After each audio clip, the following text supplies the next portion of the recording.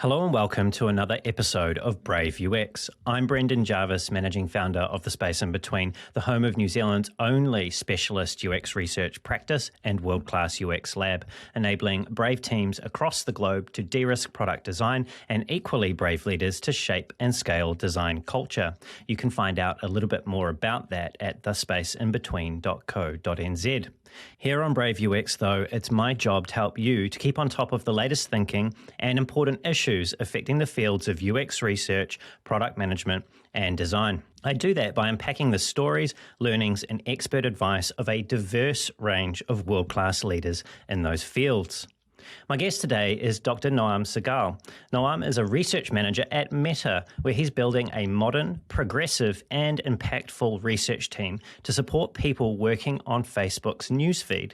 He also leads several key initiatives within Meta's Qualitative Centre of Excellence. Before Meta, Noam was the head of health research at Twitter. He has also been a director of user research at Wealthfront, a product research manager at Intercom, and a lead experience researcher at Airbnb. Outside of his day job, Noam invests a significant amount of energy in his mission to help UX professionals to elevate their craft and leadership. He's been doing this by mentoring on ADPList and UX Coffee Hours, sharing his knowledge on the Learners platform, and also on Maven, where he hosts 2 courses, The Missing Foundations of UX Research and The Research Storyteller. Noam is also active on his YouTube channel, UX Quests, where he hosts a series of conversations with UX research leaders about, well, UX research. To further his mission, Noam has also recently launched the UX Quests shop, where you can find some hilarious UXR-related t-shirts, and they are definitely worth checking out. My favourite is one that features a sloth that I can relate to. And now, it's my pleasure to have Noam here with me for this conversation on Brave UX. Noam, shalom, and a very warm welcome to the show. Shalom, shalom. Thank you for the very kind introduction. I'm really happy to be here with you today. And I'm very happy to have you here, expressly under the circumstances, which we won't go into, but it's great that you could make it, Noam. And I really wanted to start with something that hopefully is fairly straightforward, and that's that you sound English, like you're from England, but you grew up in Israel, and it's actually your parents that I learnt who are English or who grew up in England. So is it accurate to say that you picked up your English-sounding accent through osmosis? Yeah, it's a fascinating thing about language learning. You hear your parents speak. My parents spoke English at home. And you pick up not just on the language, but also the way it sounds. And I somewhat surprisingly, I would say, sound even more British than my parents ever did. And if you want to even go deeper into this topic, my parents are originally from Manchester. But if you know anything about British accents, then you'd know that my accent is not Mancunian. So the whole thing is very odd. But yes, I spoke English before Hebrew. I spoke English at home. I think and dream and work in English. And I feel fortunate to have this accent because for some reason, especially in the United States, it adds a few bonus points in terms of how trustworthy you're perceived to be and how intelligent you're perceived to be. So I'm thankful for that. Yes, it definitely works in your favour. But I take it, given that it's not a Mancunian accent, that you won't be doing any impersonations of Noel and Liam Gallagher for me today. No, I'm really not equipped to do that at all. Hey, look, is there such a thing as an Israeli accent? I know Israel, by way of a people, the Jewish people are a very ancient people, but Israel as a country is a very new thing. Is there such a thing as an accent, an Israeli accent, or is it such a melting pot that hasn't really emerged yet? I mean, Israelis do have a distinct accent when they speak in English, which is noticeable. But Israel is such a small country that it certainly doesn't have the diversity of accents that a country like the United States or the United Kingdom, maybe even Australia, I don't really know, and New Zealand have. You know, in the United Kingdom, you have at least 4 to 5 very different accents depending on where you grew up in the country. And it's the same thing in the United States. In Israel, we don't really have that. It's just such a tiny country. I looked into Israel's population. I don't know why. It was one of the things that I did in prep for today. And I noticed in 1960, the population was a little over 2 million. So it was tiny country. It was about the same size as New Zealand at the time. And that grew steadily to 4 million until 1990. And then the graph, it started to hockey stick. And it's now around 9.5 million, and it's still climbing at what looks like quite a steady trajectory. When did your parents move from England to Israel, and what was it that brought them there? They moved in the early 1980s, maybe a couple of years before I was born. And it was a combination of Zionism and the sort of experiences they went through growing up in England, even back then, and sadly, it's not any better today. There was a lot of anti-Semitism and hatred towards Jews and other minority populations. So that was definitely a catalyst for moving.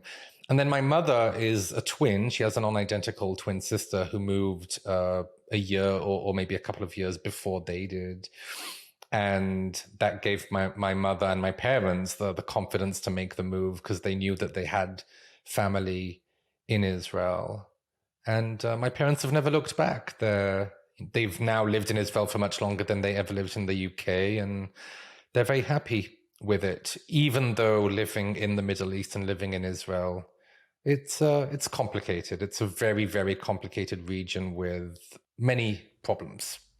I want to get into not necessarily the geopolitical problems that you're touching on there, but I do want to get on into a topic that's personal to you, which is your work in the security forces and the military. But just before we do that, I was curious, you mentioned that your parents are very happy where they are in Israel now, and you also touched on the anti-Semitism that they faced growing up in England.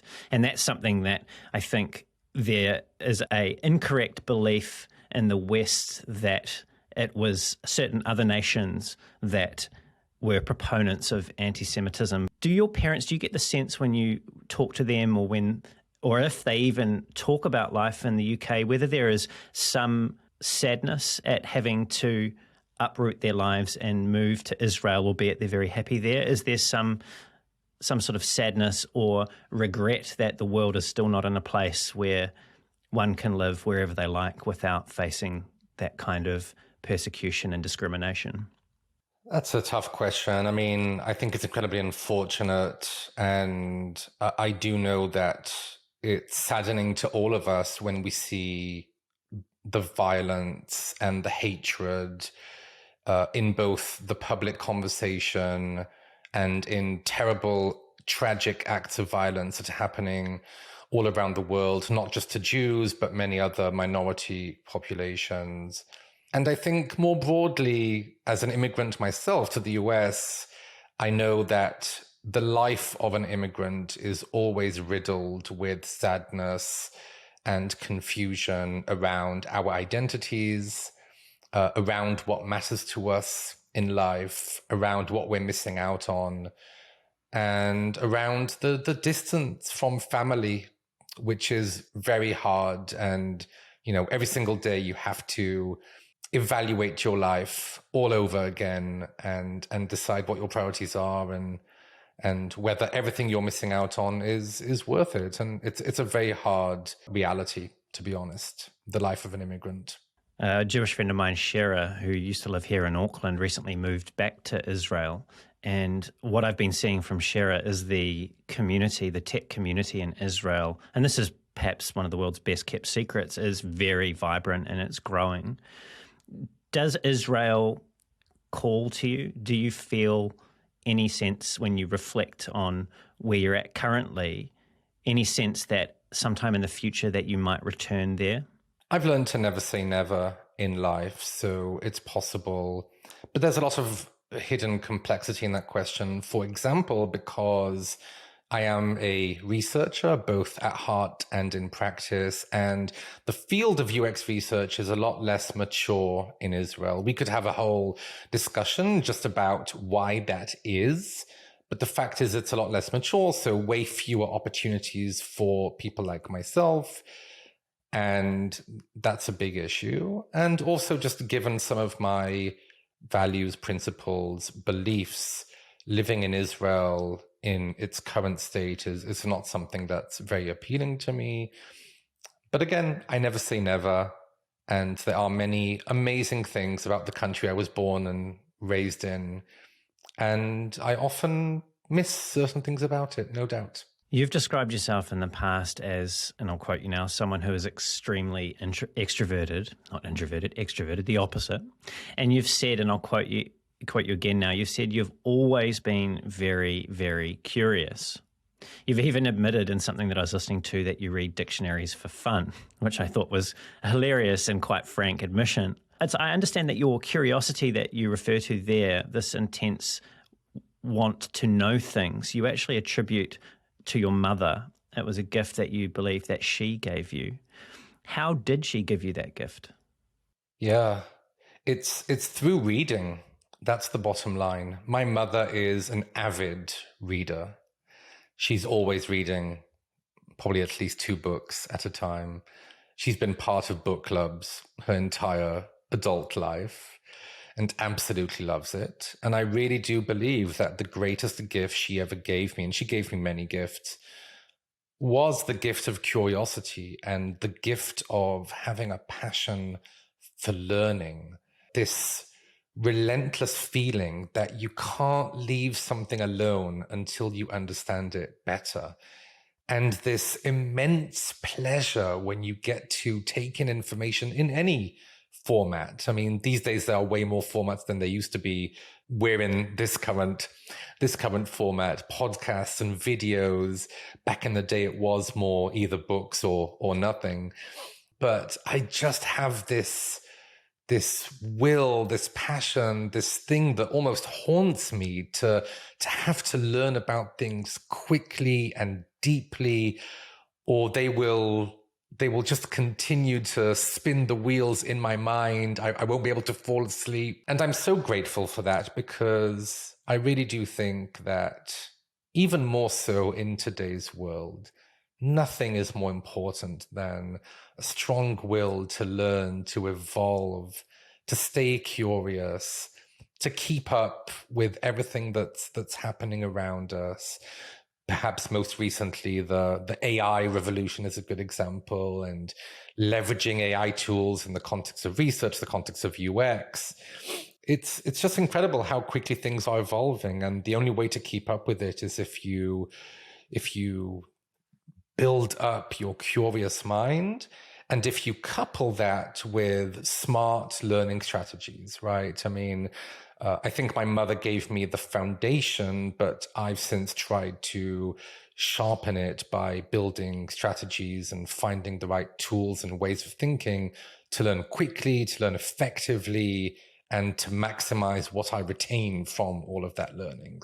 And you've certainly taken that foundation that your mother gave you and really significantly built on that. You have a PhD from the University of Illinois, and I do want to come to your time there shortly. But before I do that, I want to wind the clock back to when you first went to university in Israel. And it's that I understood that you went to Israel's first and only private university called Reichman University, and you earned a Bachelor of Psychology and a minor in Media and Communication Studies. And you went on to a career, or start your career in the Israeli Air Force as an intelligence officer and a lead instructor. What was the nature of the work that you were doing there? So first of all, the order is flipped. In Israel, when you turn 18 and you finish high school, you go into the military. And so I literally graduated from high school, and 3 weeks later, I was enlisted in the military. I had 3 weeks in between graduating and starting my military service. I spent 1.5 of those weeks in Italy with a couple of friends of mine, and then that was it. And as Israelis, we only go to college after our military service. The mandatory service for men is 3 years. I did 5. So starting with the question about the military, most of my military service was in a unit, or one of the units that are in charge of Israel's missile defense.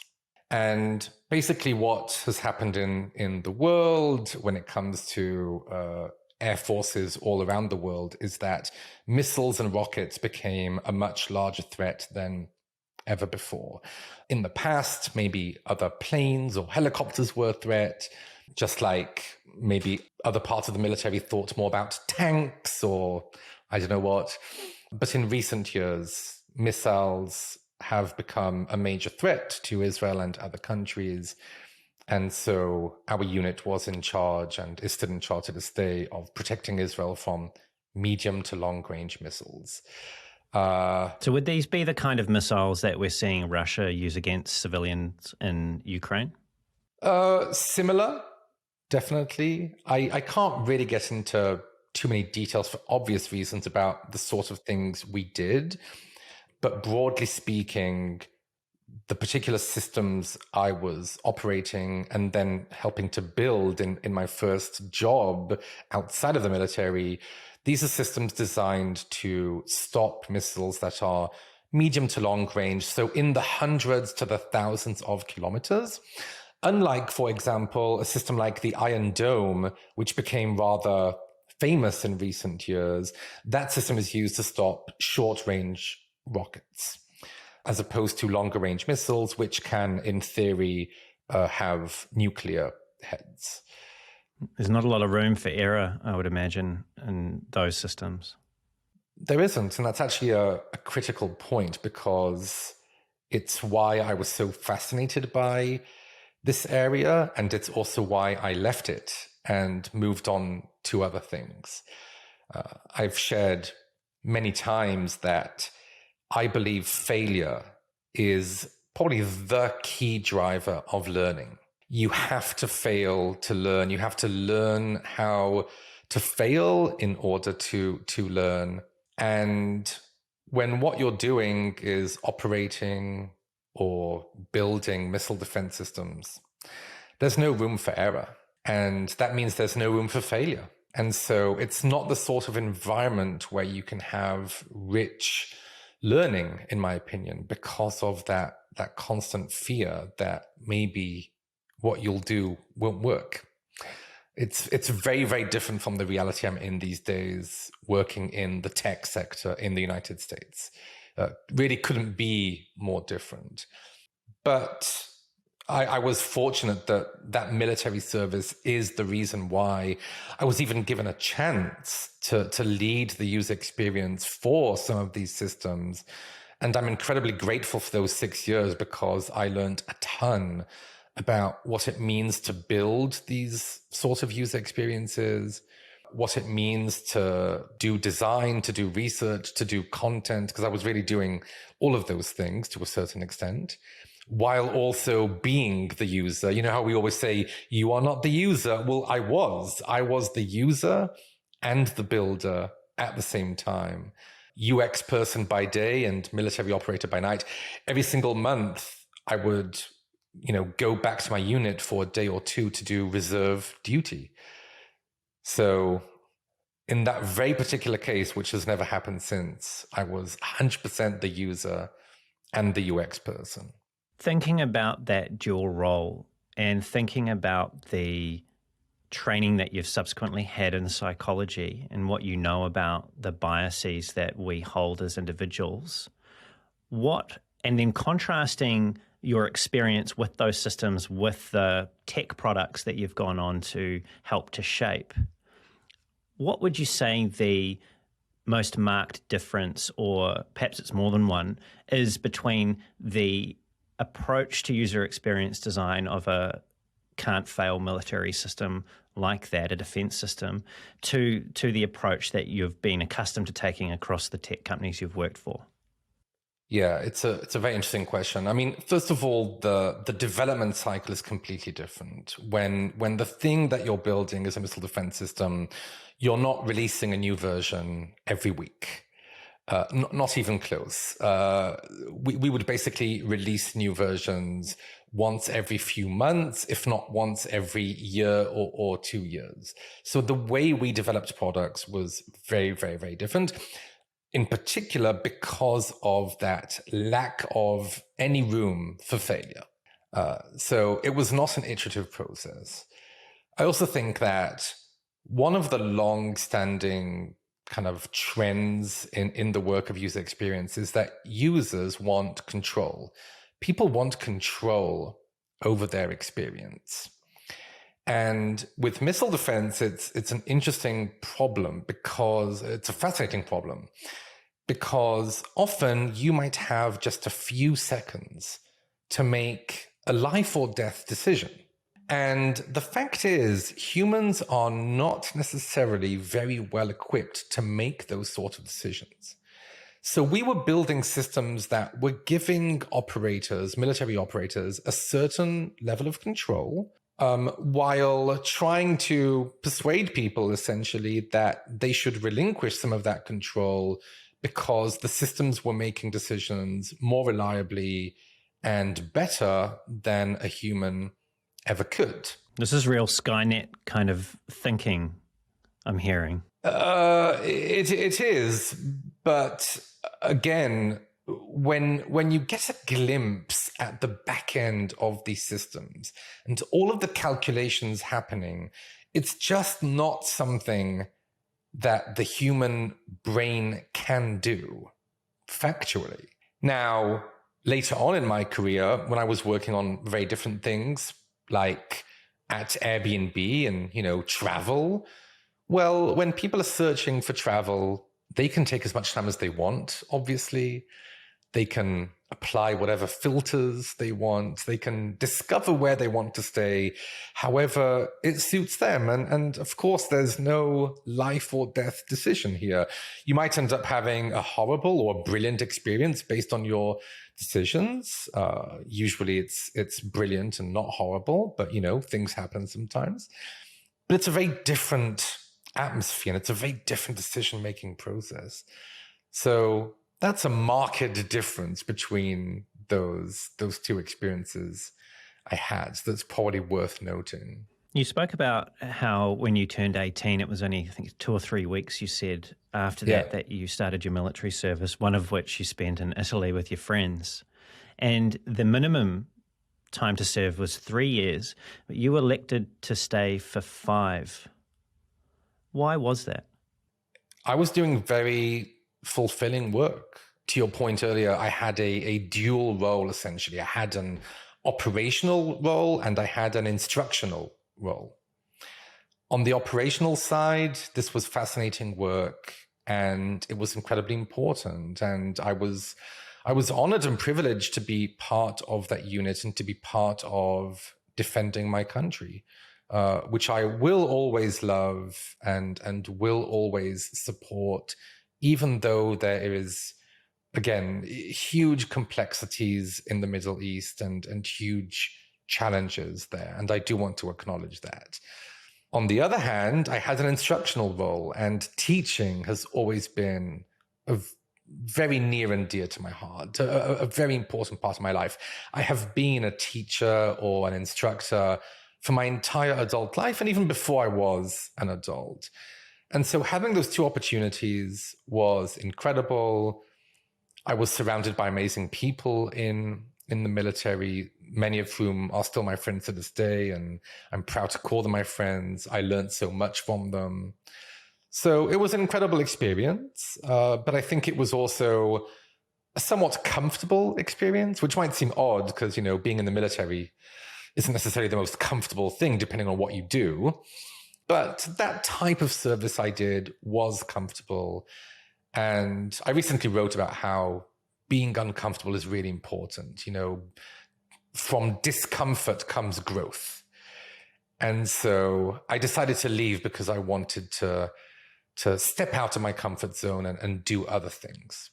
Before we move on to other things, I know it's been a while since you've lived in Israel, but you mentioned that you still have many friends there, and from what I assume, your parents and some of your family are still there, right?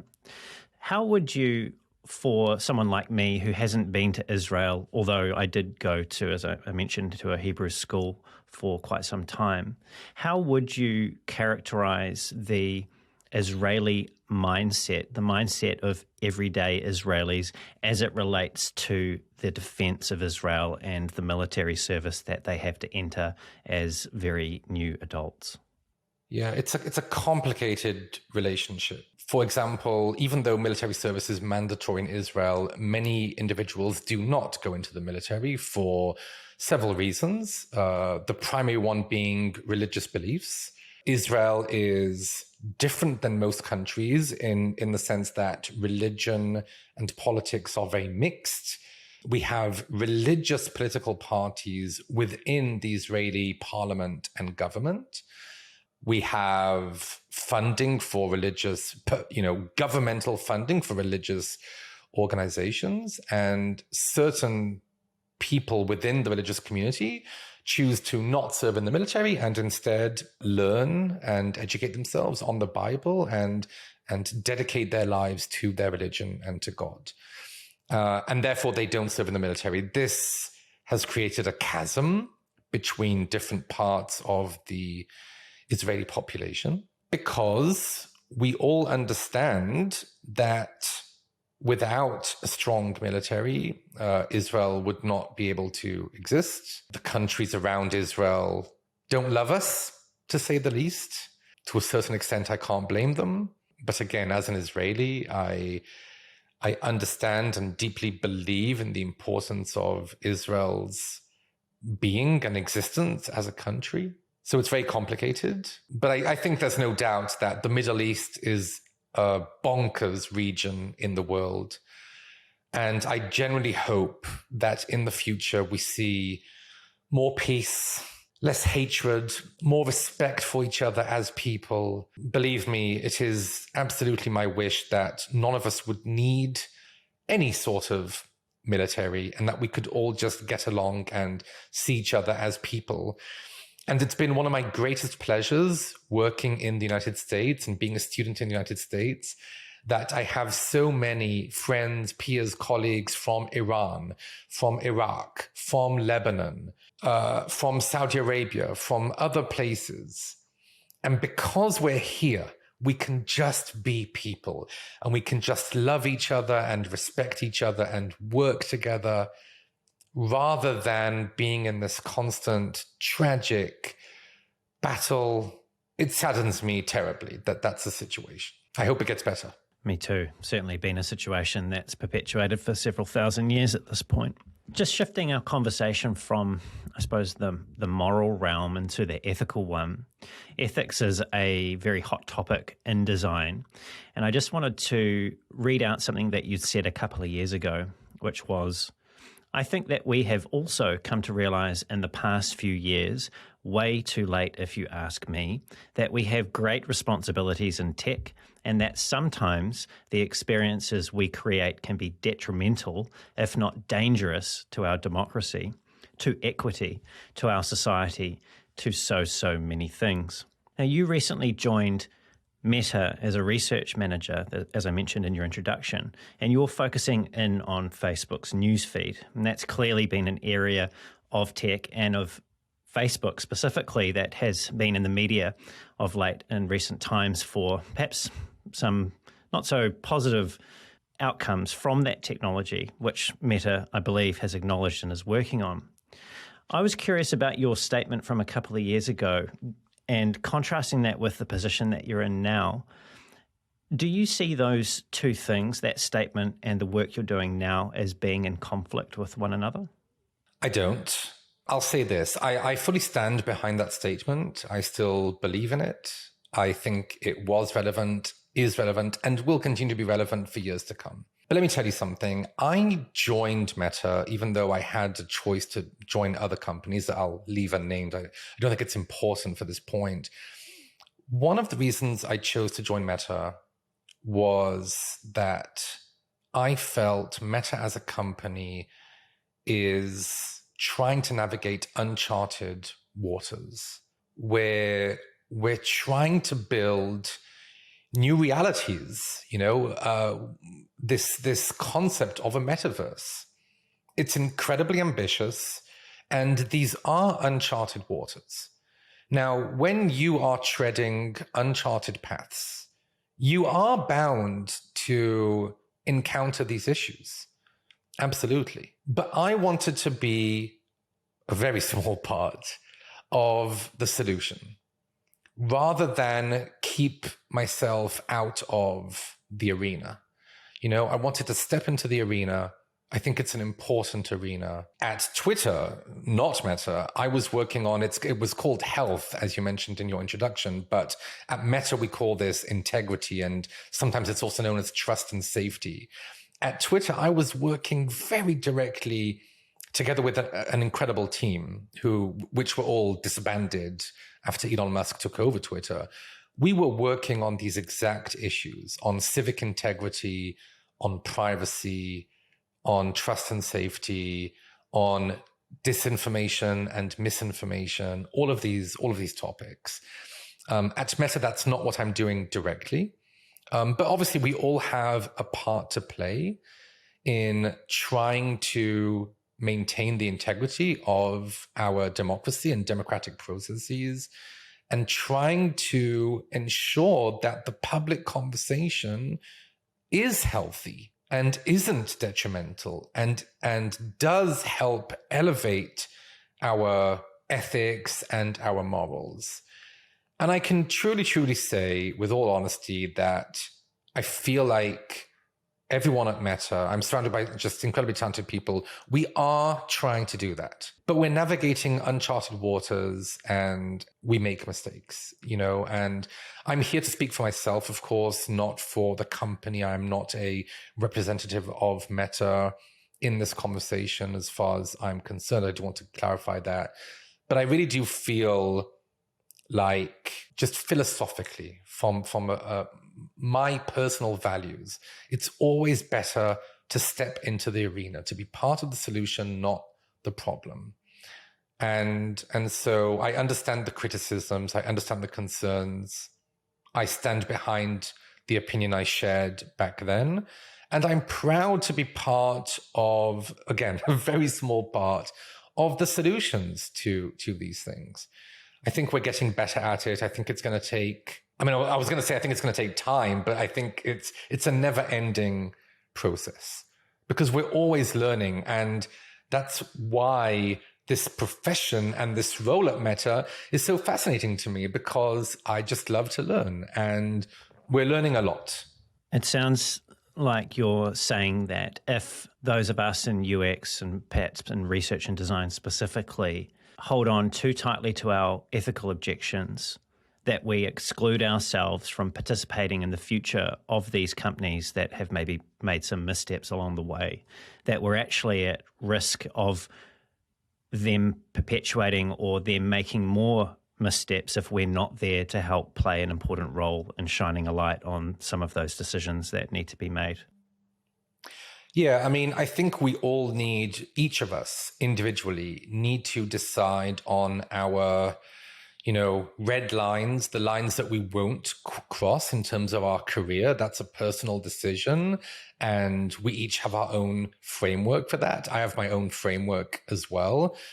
But yes, at the same time, as long as you're not crossing those red lines, I do genuinely believe that we have a very important role to play in correcting some of these things, in being part of the solution, in creating more ethical products.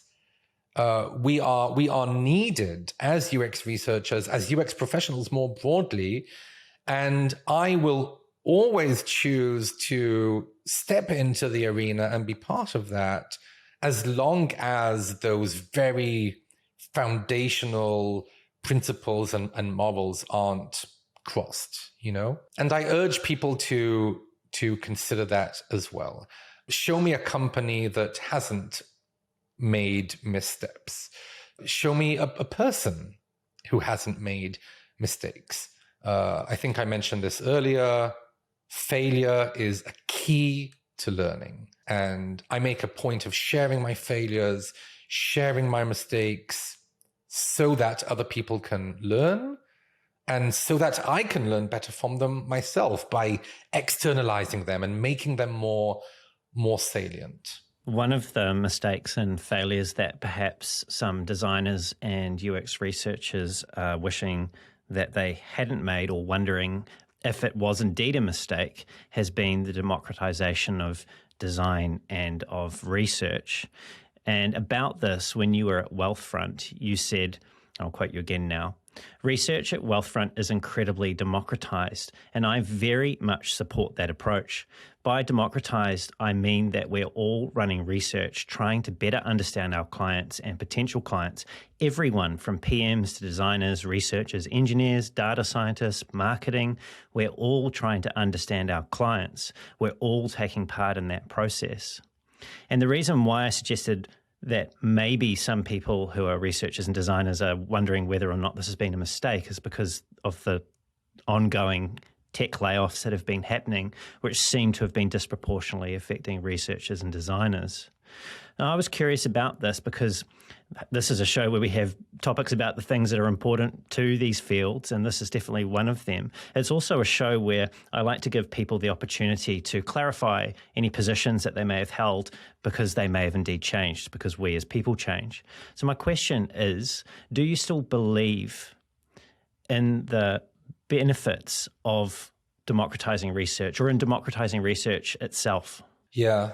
So there's a lot of nuance here, as always, I suppose. One issue, I think, which is plaguing us here is the use of the word democratization. I'm not sure the term makes sense anymore, and I think we might want to consider reframing that to a certain extent. Do I believe that the involvement of other areas outside of research is helpful to ensure that research is impactful? Yes, I still believe that. I think that when everyone around us is involved in some way, not in all projects necessarily, obviously there's a lot of nuance here, right? In terms of how people are involved and how much people are involved, how deeply, in which type of project. And we could talk about just that topic for an entire day, I'm sure. But is that involvement helpful typically? Yes, I believe it is. And I do believe that when teams have a deep respect for each other's crafts and they involve themselves with other people's crafts and take the time to learn about cross-functional partners' worlds and not just their own worlds, and they give feedback and they help elevate each other, those are all positive things. I can also say that there is something incredibly unfair happening here, I would suggest. I'm talking about things like the definition, at least in the US, of technical roles versus huge, quote unquote, non-technical roles, where basically any role that isn't an engineering role is considered a non-technical role. That is absolute nonsense. I think that research, design, content design are all incredibly technical roles.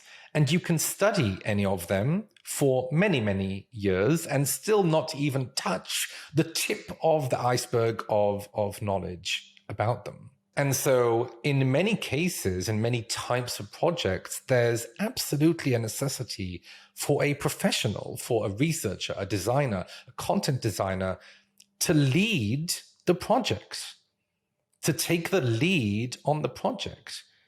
But does that mean not involving people in any stage of the project, in any type of role? I don't think so. So maybe it's time to graduate beyond a discussion of democratizing or not democratizing and do at least two things. Number one, maybe change the term. Are we really talking about democratization here? I think people outside of UX find that confusing. So number one, let's maybe change the term, and we could have a discussion about the term, or we could skip that and leave that to someone else. I do love languages and I do love dictionaries. So, if you want to go there, we can go there. The second thing to do, once we decide on a better term, is to talk about those nuances, to talk about the depth of involvement and the nature of involvement, and what types of projects are more relevant for deep involvement from cross-functional partners and which projects aren't. But going back to the beginning, yes, I do believe that I'm going to choose the term involvement from cross-functional partners can be incredibly beneficial to maximizing the impact and the effect that research has on product development and on design. There are many, many places we could go based on what you've just said, Noam.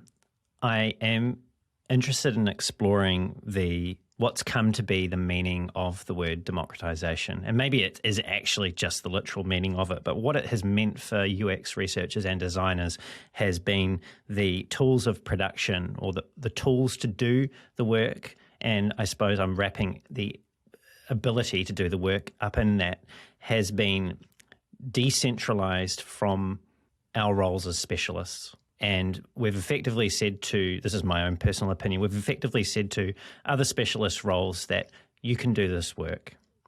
And they have been doing that work. And we've said, generally speaking, that will allow us to focus on more impactful research, research that has a longer time horizon or that requires more specialist skills. I suspect this may have been driven by more and more academics entering the field of UX research and not being that thrilled with the prospect of doing evaluative research, things that are more close to the day-to-day of the product. But I observe that may have not served the field particularly well.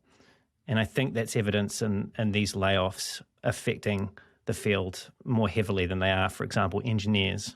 Because my assumption is we're being seen more and more to be surplus to requirements. So I'm interested in your view on that. And I'm also interested in your view on the alternate term you've proposed, which is involvement. And for me, that sounds like you're talking about integrating perspectives, ladders of inference, ways that we can actually help the teams that are making the products to make better decisions without actually having to drive the research themselves. Yeah. So first of all, we are recording this in a distressing time in the tech industry, right? And for anyone watching this a few months or maybe even years later, I mean, what we're seeing is record numbers of tech workers being laid off. And to your point, entire UX research teams obliterated. And I feel the need to say that, first of all, I am very sad about this. I'm distressed about this. I have seen immensely talented individuals who I know have had incredible impact in the companies they worked at, being let go in an email and just finding out one day that they don't have any access to the internal systems. It's a very, very difficult experience. And I feel for everyone going through this. And it's incredibly upsetting. We are also in a time when there's this revolution, it feels like, in artificial intelligence and various AI tools.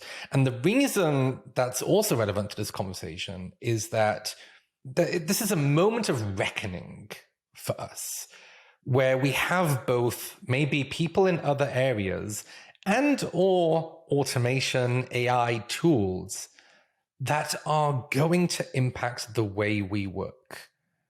And we have to figure out what we're going to do here and how we're going to approach our work from here on. And are we going to take the time to learn about our cross-functional partners so we can better collaborate with them?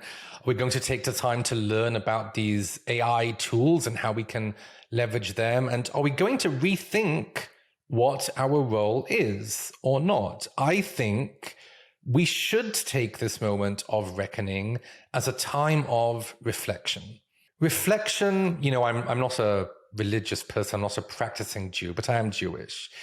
Reflection is a very big part of Judaism. The most holy thing we do as Jews is the Sabbath, where for one day a week, for 24 hours, we disconnect from all of this crap, the screens, the phones, all of that stuff, and we reflect and we spend time with our family. And once a year on Yom Kippur, the Day of Atonement, we reflect on our sins and how we could be better as individuals. And I've certainly taken that from my religion, even though I'm not a practicing Jew or a religious person, to say the least. I think we should be, we need to take this moment to reflect. I don't have answers. I'm not sure what we should do here. The only thing I am sure of, and I call upon people to do, if you're listening to this close to when we recorded this, is let's reflect together. Let's have discussions about what our role is in the world, how we want to collaborate with the people around us, and how we want to leverage AI tools and other things to be better. If we don't do this, then we're just leaving our fates in the hands of others, and that's not going to work out for us. It sounds like you feel our Day of Atonement has come. And coming back to my original question about whether or not you still believed in the democratization of research, is it fair to say that you no longer believe in it in the way that it's been enacted, and it's time for us to take that term and that approach off the table? I'm not sure I would frame it that way. I would say, again, what I believe is that we need to evolve. This is a pivotal moment for UX researchers and even more broadly, UX professionals. We need to evolve our profession. We need to take the time to consider it. We need to think about the language we're using here and whether democratization is even a good fit. I think language matters. I certainly know that my content design peers and friends would agree that language matters a whole lot. But of course, we need to go a lot deeper than just the term and really figure out our relationships and how we work. I think that one of the ways you could think about this is that clearly the powers that be, whoever they are, have not seen enough impact from us. They're looking for something more. We need to figure out what that thing is quickly and understand how we can make our work more impactful. If we don't, then we will be in trouble as a profession. So we have to be realistic about how we're thinking about things and what we're doing here. And again, this also ties to what we talked about before. We can either avoid this moment, avoid this confrontation, avoid this reflection, or we can jump into the arena and have these conversations. And I would really much prefer to be in that latter group than the former one. So let's jump in, not just in this conversation, obviously, but in many, many more conversations that need to happen all around the world. And let's figure this thing out. Let's better ourselves. Noam, you spoke earlier about how engineering was technical skill and everything else was deemed to be non-technical. And not by me, to be clear, but by other people. Not by you. When you think about technical skills, you think about them in terms of hard skills. And I know that there's something that gets you a little riled up, which is the opposite of a hard skill, which is a soft skill. And you've said, and I'll quote you again now, you've said that soft skills are foundational skills, and they are skills that so many people are missing. And this ties back into what you're touching on just a little earlier around our failure to appropriately demonstrate our impact for the people who are making the decisions to truly understand what it is that we're delivering for the organizations we work for. Now, of course, that's very general, and I'm not casting any dispersions on any particular researcher or research group or research team that's been adversely affected here. But in general, I hear what you're saying there, and I think that's been reflected in the layoffs. Now, you've pointed out in particular one of those foundational skills that is very important in communicating value and impact is storytelling. And it's missing from most of our educations and probably from most of our professional experiences. So how is a good research story or a good story, whenever you need to influence someone's decision-making in an enterprise context, how is that best to be told? Yeah, you have some big questions today. I'll say this. To your point, most of us, unless we study English literature or film or journalism, we don't learn much about storytelling. But stories are foundational to our lives. Stories are the reason we're not dead, because we told each other stories about, there's a lion over there, don't go there. Stories give us great pleasure. Stories activate parts in our brain that nothing else activates. And whether it's a 500-page book or a 1-minute TikTok that's well crafted, stories compel us.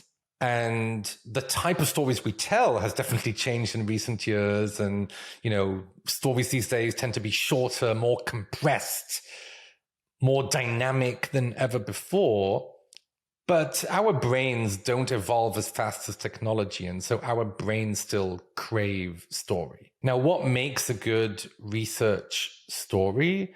I think of this in 3 different layers of understanding. And these are the layers I teach when I teach about storytelling.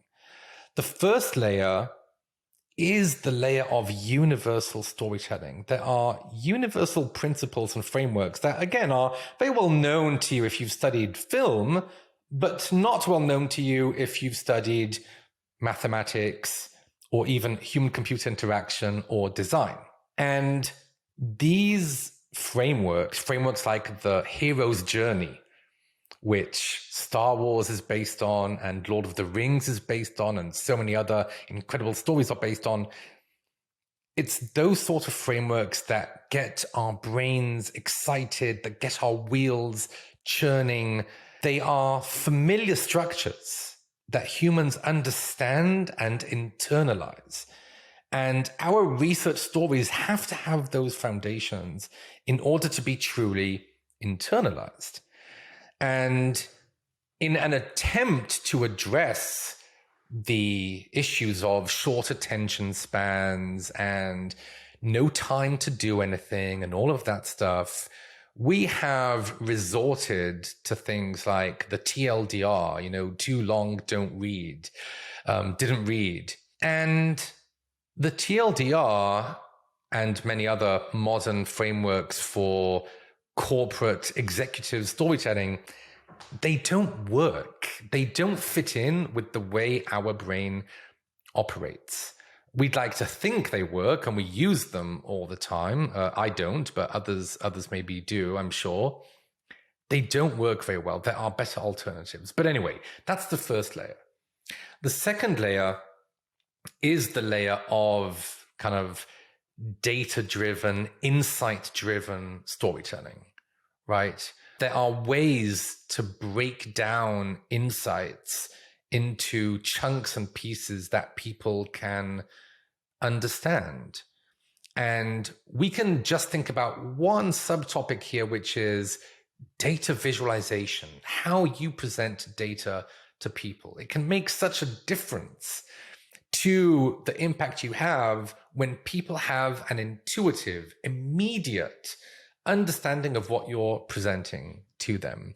One of my kind of idols in this field is the late and great Hans Rosling. I wrote about him just yesterday in a LinkedIn post I wrote.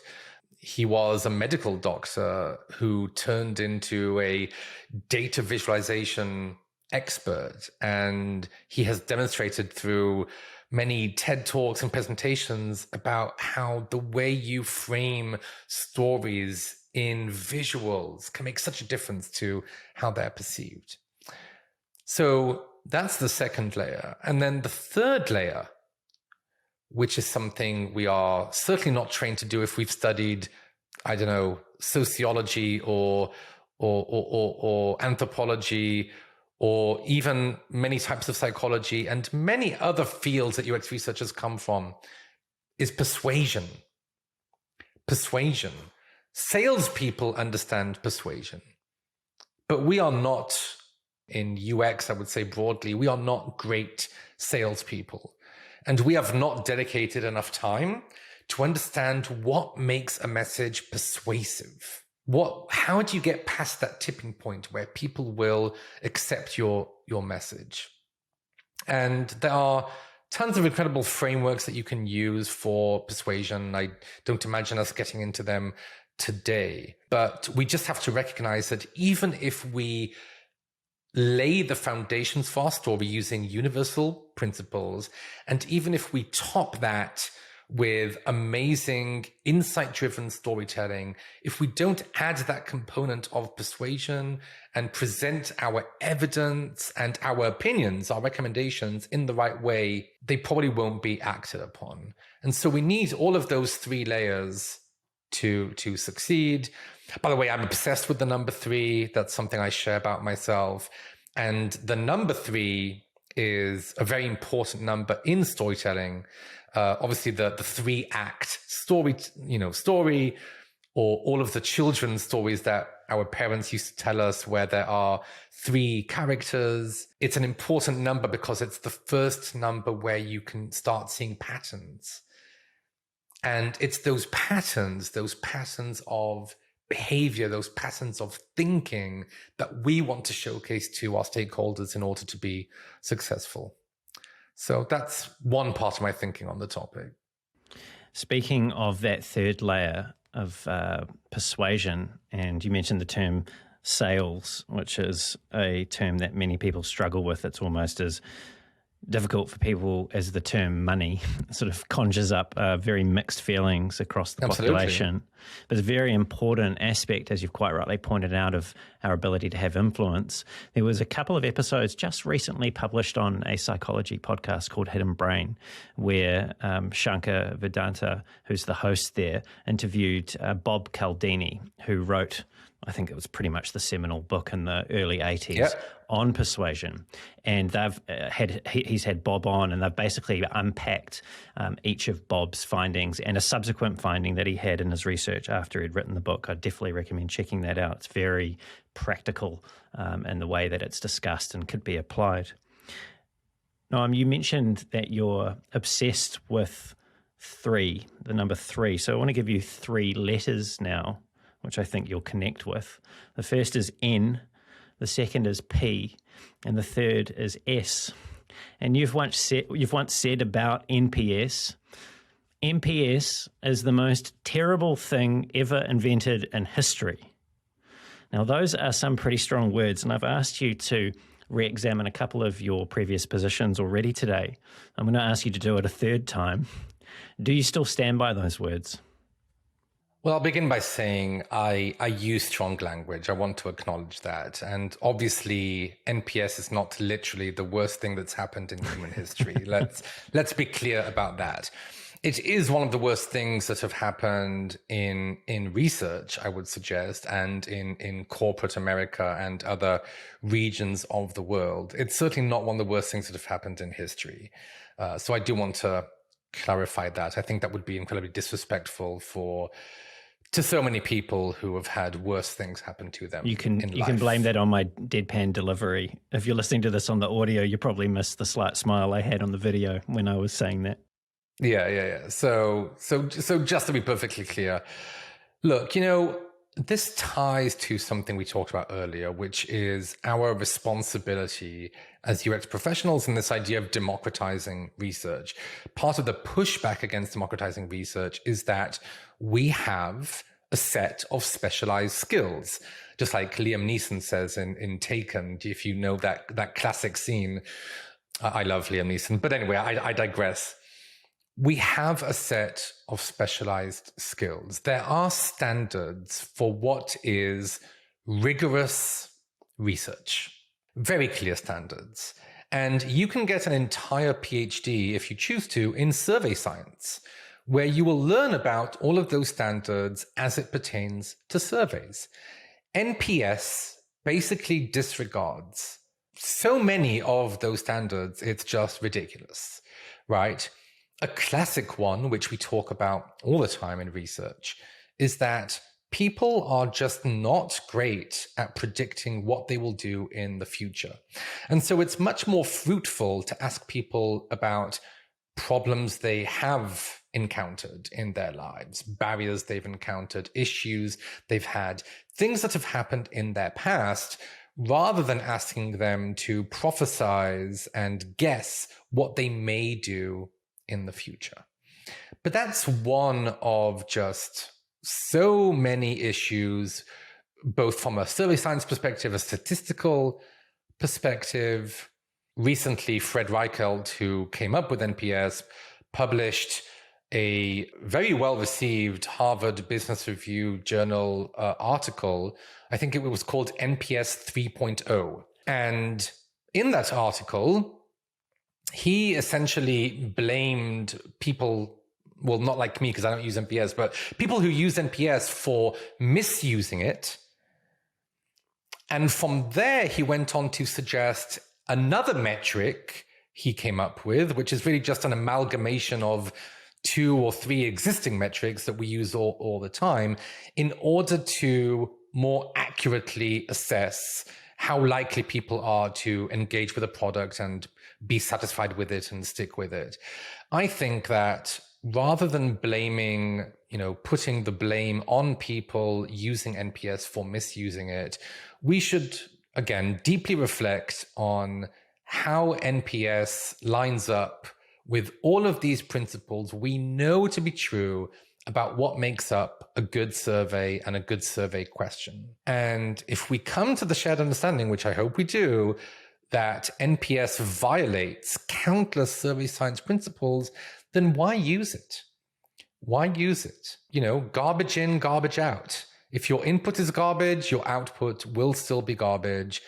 That's true for any system, certainly AI systems and other systems. I just don't understand why we use this so much, which is why I pay every year for not just one domain, but 2 domains. Fun fact, if you go to npsistheworst.com, that's one of the websites I own, and it talks about why NPS is the worst. But if you go to npsisthebest.com, you will also get to NPS is the worst, because I'm so dedicated to eradicating NPS that if anyone believes it's the best thing that's ever happened, I want them to arrive at my website. What can I say? It's disappointing to me that we don't care enough about the rigor of our practices to stop using these type of metrics. There's something interesting in that to explore, though, isn't there? Why has this single question survey, irrespective of its validity, why has it become so influential? And I feel like there's something in there that, as researchers, if we could understand why that is, it might help us to unlock some of the challenges we've been having with having impact back into our businesses. Because there's something in there potentially around the psychology of business decision making. And I suspect it has to do with business favoring speed over rigor. There's something in there, and it may give us some clues that if we could figure it out, we might be able to couch better metrics or better ways of measuring it in a language that is going to connect better with the business and is going to see us having more impact, rather than us, rattling our sabers around our expertise and the specific training we've had, which seems to fall rightly or wrongly on deaf ears more often than not. It's a great idea. I'm not sure how to execute it. I don't know that we have a clear path to attributing the success of NPS to anything. I don't know how to do that. You bring up a marvelous point. I mean, I will be reflecting on this after our conversation and pondering on it, that's for sure. But I don't know just off the top of my head how we would do that. I definitely agree with the point I think you're making, which is if we could unpack, reverse engineer, get into the black box of what made NPS as successful as it is and as ubiquitous almost as it sadly is, maybe we can leverage those same tactics in order to make good metrics and measurements as popular, or even more popular, hopefully. But I don't know how to do that right now. I don't have any brilliant ideas for you.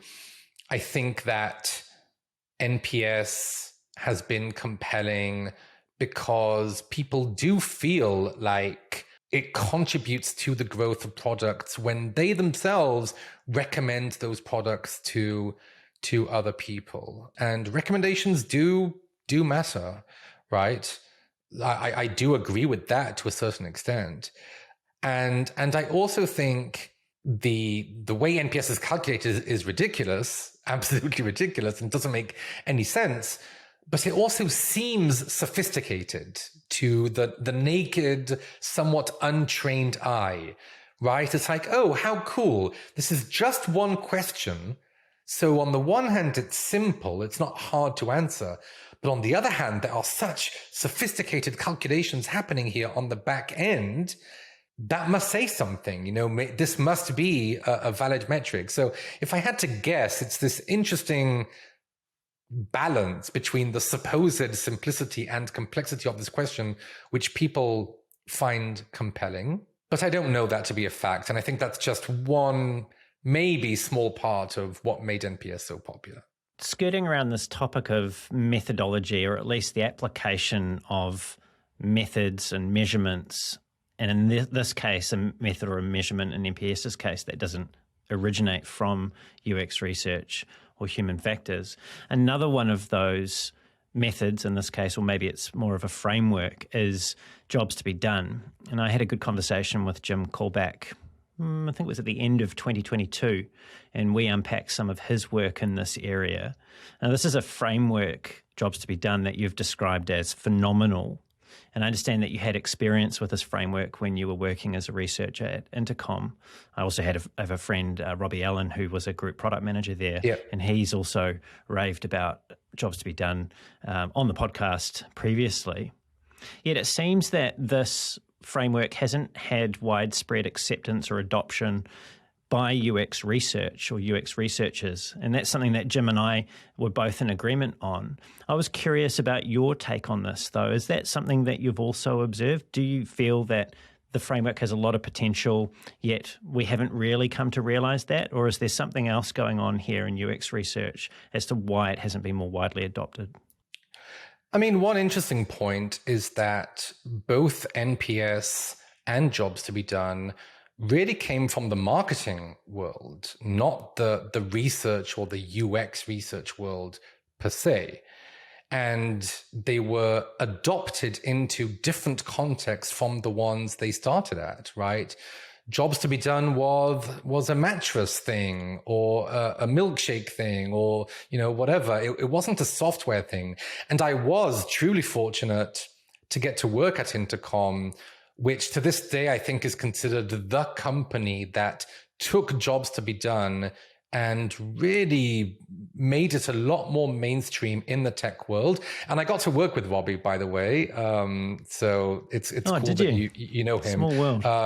Yeah, I mean, he's from your part of the world, right? So that's, I imagine, how you know him. We all know each other in New Zealand. There's only 5 million of us. Yeah, totally.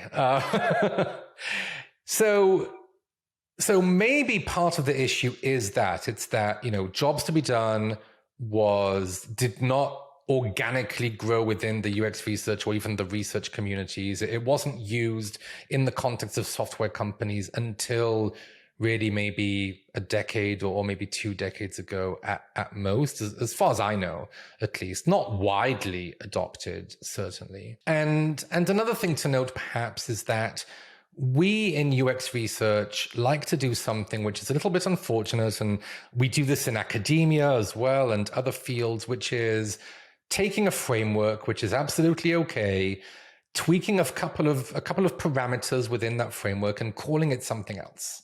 So I have seen a lot of frameworks which very much look alike jobs to be done and maybe differ on 1 or 2 particular points, but nothing beyond that. And so I think if you were to take all of those frameworks, framing things as user stories rather than jobs to be done, but then those stories actually include jobs, and then depending on the way you measure the adoption of jobs to be done, maybe it's a lot higher, even though it's not called jobs to be done per se.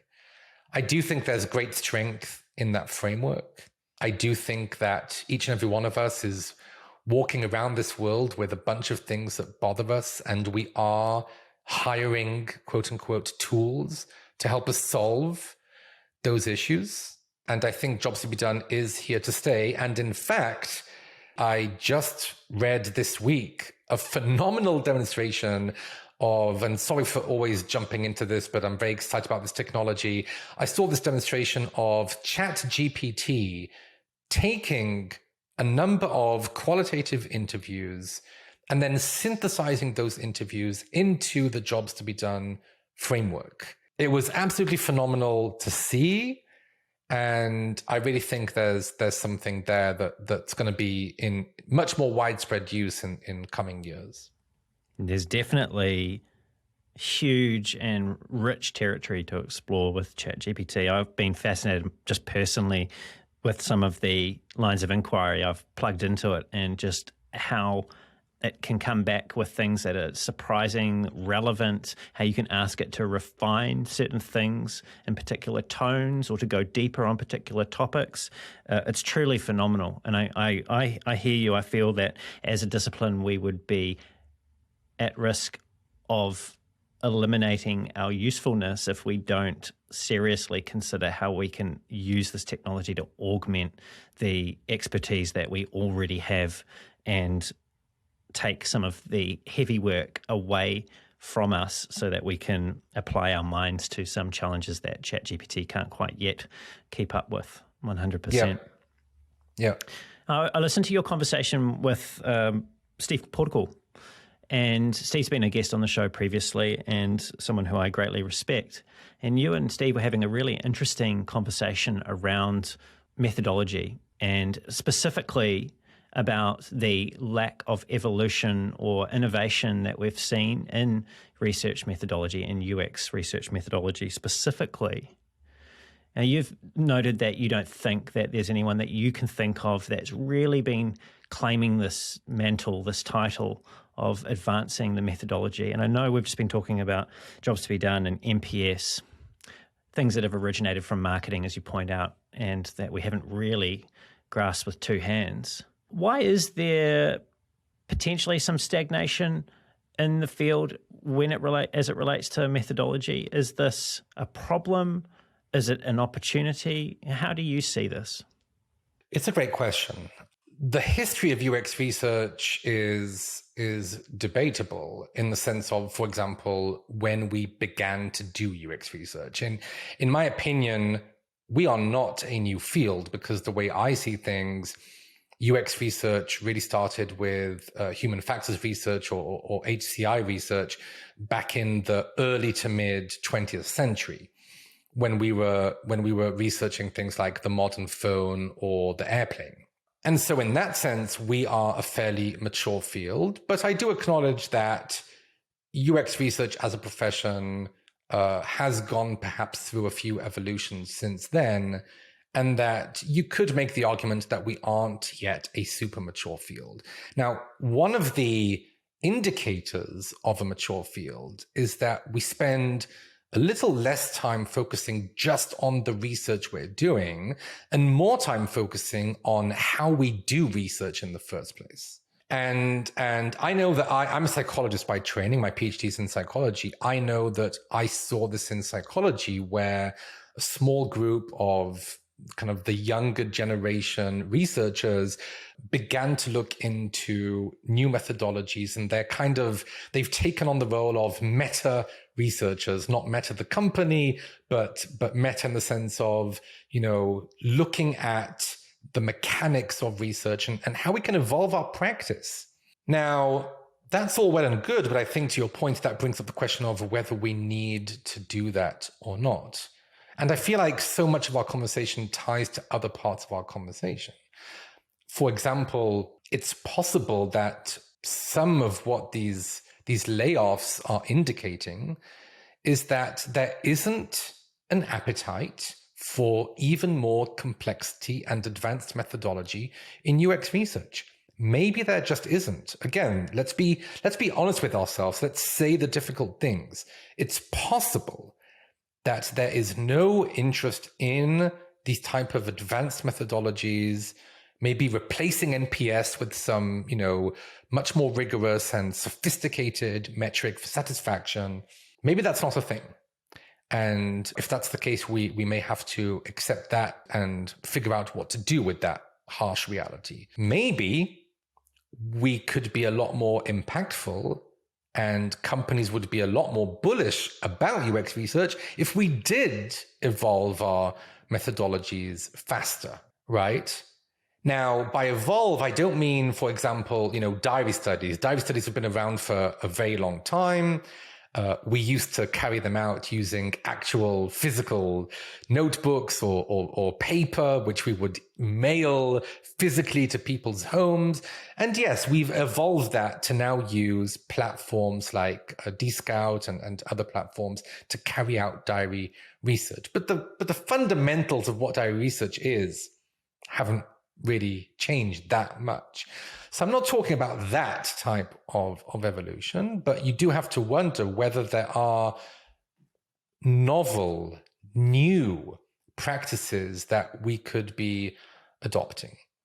For example, in the context of, sorry to again get at this, but AI, ChatGPT, whatnot, one of the greatest challenges I would suggest in qualitative research is synthesizing that research, right? Because when you have thick data, not big data, but thick data, as we call it sometimes, it can be incredibly challenging to take all of that rich information and synthesize it well. And honestly, it can be hard for big data too. Both matter. It's possible that using novel machine learning, AI-based tools, we could improve the way we synthesize our understanding of the world and of people and reach better conclusions. That's a possibility. It's possible that we can use newer statistical methods and tools to come up with better measurements of things like satisfaction.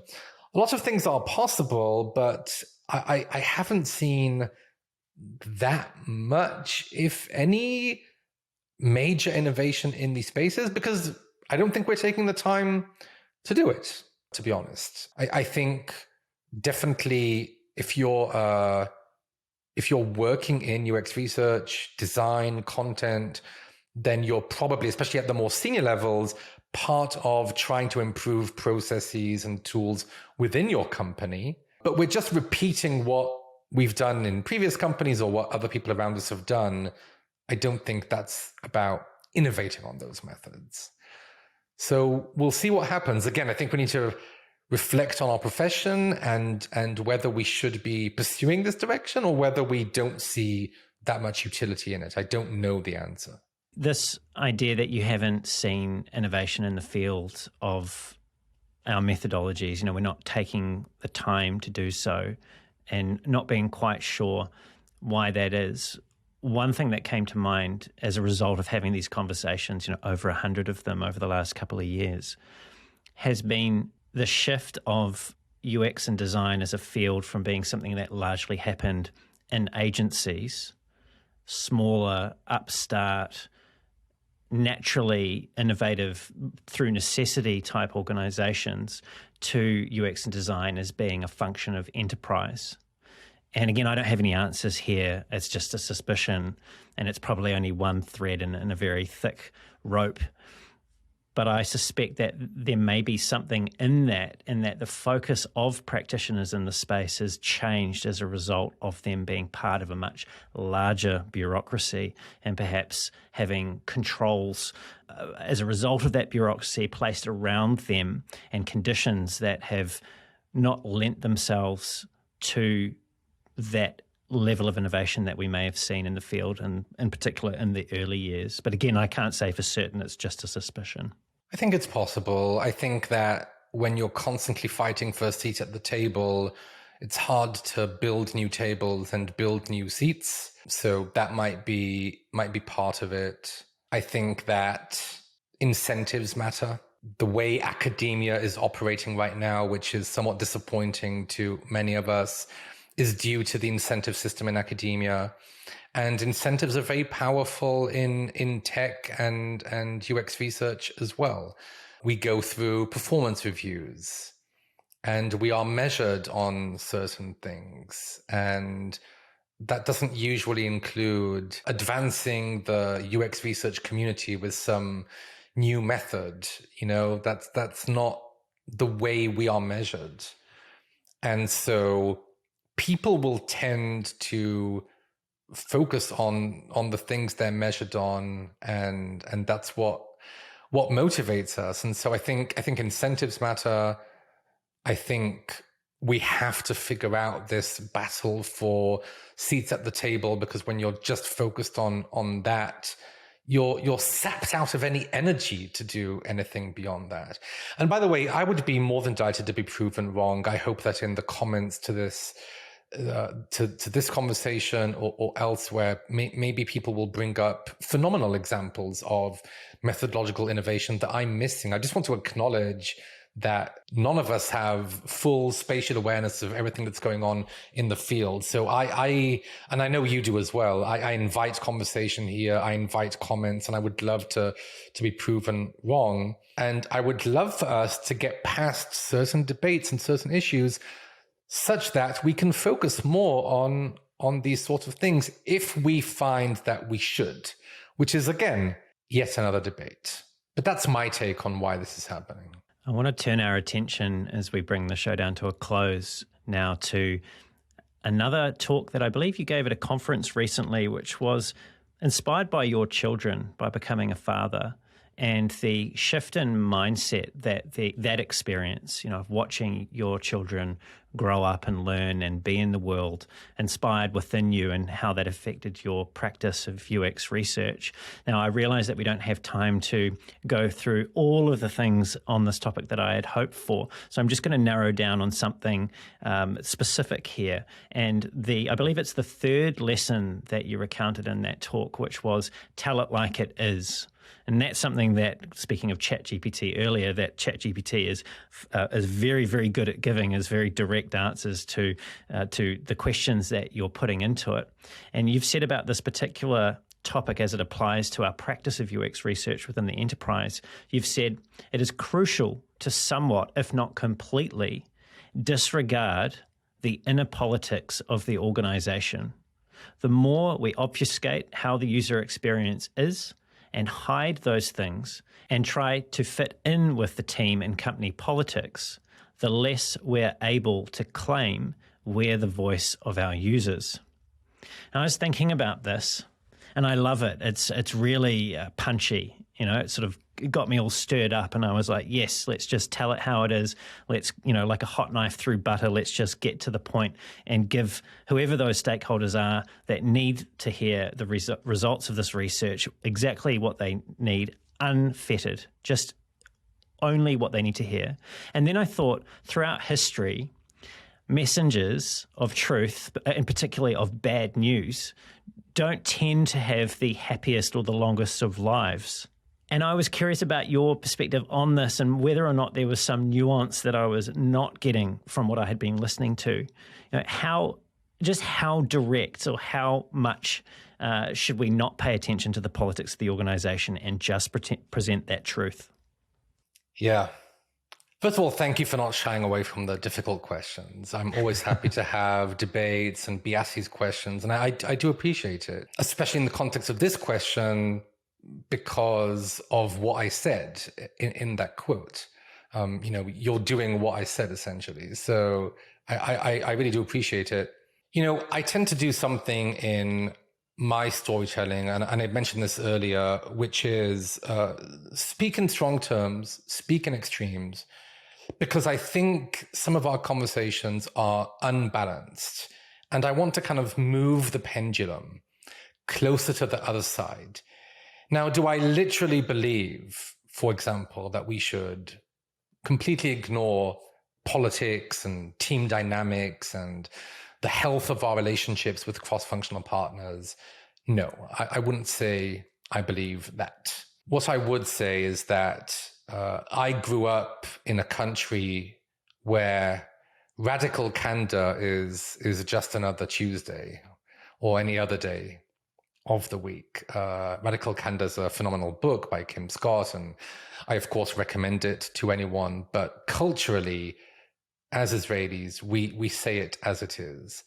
New Yorkers love to boast that they are incredibly direct people. I can promise you my culture is 10 times, 100 times more direct than New Yorkers. And I do think that if we are going to claim to be something like the voice of the user, then we should take that responsibility very seriously.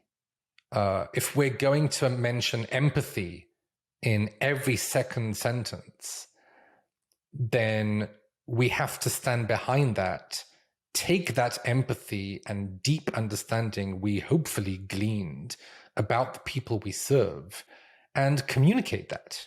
Now, you're absolutely right that the relationships we have with our cross-functional partners are critical for success in tech, for success in our careers.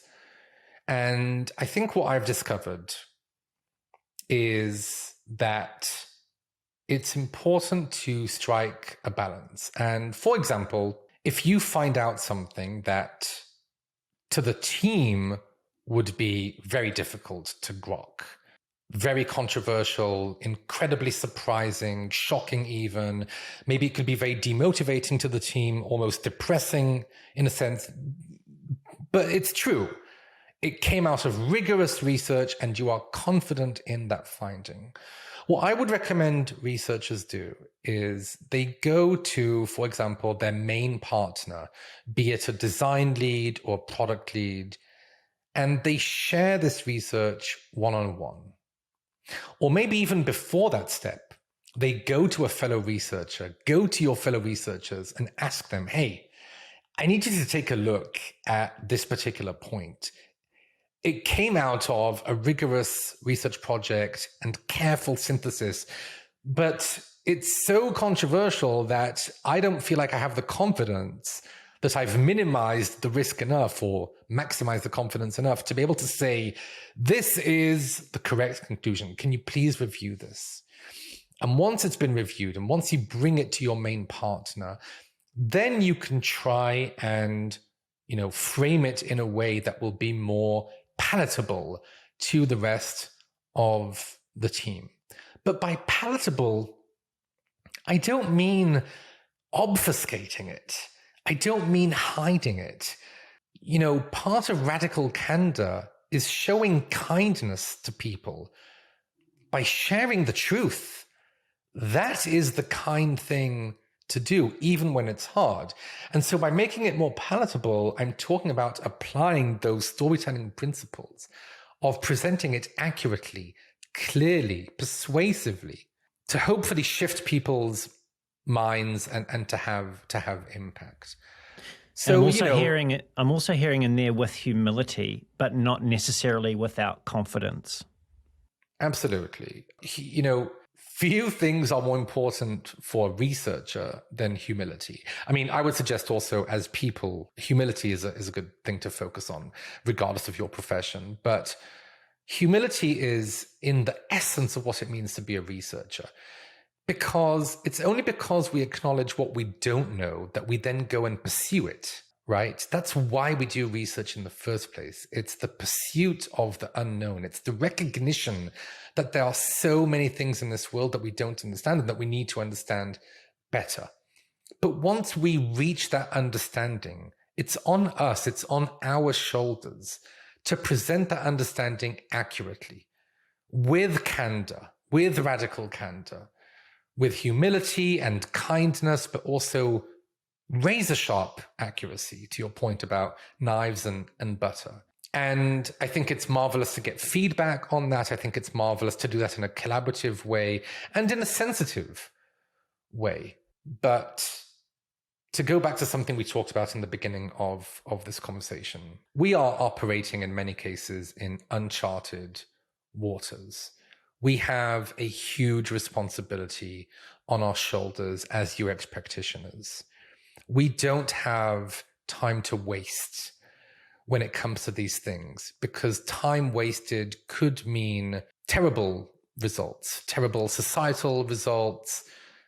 And so if we want to maintain our ethics, maintain our values, build incredible and delightful things that solve real problems for people, we owe it to ourselves and to the people we work with to operate from that mindset, you know? And you mentioned how I learn from children and where the inspiration for that talk even begun. One of the things I realized as a parent is that we can learn from children so much. It's not that we just teach children. It's a two-way street. We can learn so much from our children. And one of the reasons we do is that they just say it straight. Sometimes that can be very hurtful. In fact, this sort of thing happened to my wife just this morning. And sometimes it can be difficult. And of course, sometimes it's coming from an immature place that doesn't have a good understanding of the world. But it's a learning moment. And when you remind yourself of the context and who this is coming from, you're reminded that there are learnings hiding everywhere. And you just have to listen and have that humility. And if you take the time to do that, then you will discover incredible things. Noam, I understand that the last lesson, and it's perhaps more something that your children reminded you of, and you were starting to uncover that there, is to believe in magic. And I understand that there's a quote, a beautiful quote from a children's author, the legendary Roald Dahl, that you've used to sum this up. And I just wondered if you wouldn't mind reading that for me now. Absolutely. Above all, watch with glittering eyes the whole world around you, because the greatest secrets are always hidden in the most unlikely places. Those who don't believe in magic will never find it. And why is it important for us in tech to remember to believe in magic?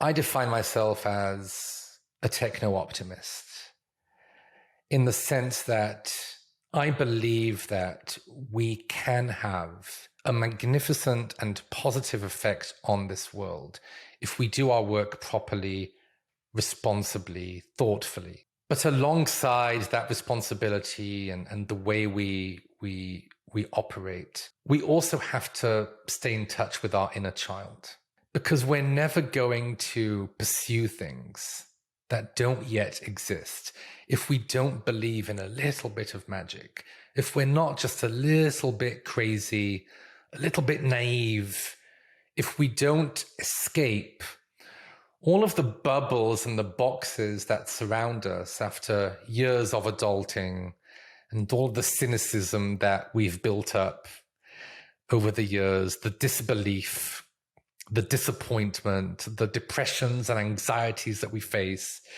day to day. In order to build magical experiences, you have to first of all believe in magic. You have to believe that you can be an important part of creating that magic. And if you do, then I really believe we can all do amazing things as a community. And it's why I'm so honored and feel so privileged to be part of this community every single day. Because I really believe that we can create magical experiences. I do believe in magic. I thank my children every single day for reminding me of that. And I encourage us all to believe in magic as well, because it can lead to some incredible things that you'd never expect. Noam, what an incredible way to finish this conversation. Thank you for being so generous with your insights and your stories, and for going to some challenging places with me today. I greatly appreciate it. Thank you so much for having me. This was an honor. Thanks for doing what you do for the UX community. I really, really appreciate it. And I'm just delighted that after years of a pandemic-ridden world and so many tragedies, and in a difficult time in tech, to be honest, that we can have these conversations and connect from very far away I'm very grateful for that. And to me, this is also just a little bit magical, and let's not forget that. Thanks a bunch. Really appreciate it. Thanks, Noam. It's been a great pleasure. And if people want to contact you, want to reach out, want to find out what's going on with UX Quests, and I know that there are so many wonderful ways you've been helping the community, what's the best way for them to do that? Thanks so much for asking. I want to make this year and the coming years even more special. I want to invest a lot more in the UX community. I have some amazing plans that I'm slowly releasing over the year. So I would encourage anyone who's interested to follow me on LinkedIn. It's probably the best place, or to message me on LinkedIn if you'd like. I'm also on Twitter for the time being. We'll see how long that lasts. But LinkedIn is the best place to find me, and I will be updating about several ventures I'm going to be jumping into on LinkedIn later this year. Wonderful. Thanks, Noam. And to everyone who's tuned in, it's been great having you here as well. Everything we've covered will be in the show notes, including where you can find Noam and all the wonderful things that he's been up to. If you enjoyed the show and you want to hear more conversations like this with world-class leaders in UX, design, and product management, where we get to real depth on the important issues affecting the fields, then please leave a review on the podcast, subscribe so it turns up weekly, or actually bi-weekly now because I've changed the frequency, bi-weekly, every 2 weeks. And tell someone else about the show if you feel that they would get value from these conversations. If you want to reach out to me, you can find me on LinkedIn. Just search for Brendan Jarvis. There's also a link to my profile at the bottom of the show notes, so you can get to me there. Or you can head on over to the website for The Space in Between, which is thespaceinbetween.co.nz. That's thespaceinbetween.co.nz. And until next time, keep being brave.